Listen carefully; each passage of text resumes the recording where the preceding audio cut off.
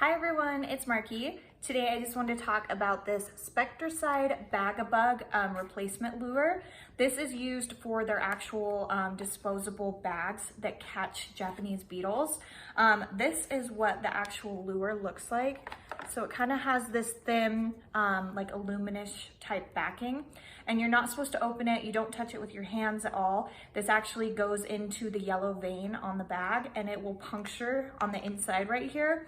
So don't touch it with your hands.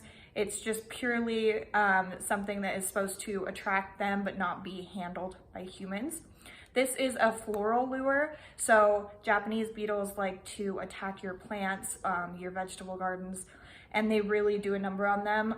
If you see one Japanese beetle, there's sure to be many more. So this is really, really effective. It works up to 20,000 square feet, so it will cover a really big area. And they last for quite a while. These do come in a 12 pack, so each box just has one lure in there. And yeah, they do last quite a while and they're really effective. You're gonna catch a ton of them and not have them destroying all of your plants and vegetables and the things in your yard or at your home. So if you are looking for something like this to maybe take care of that problem, I would highly recommend you look into this one. So I hope this was helpful. Thank you.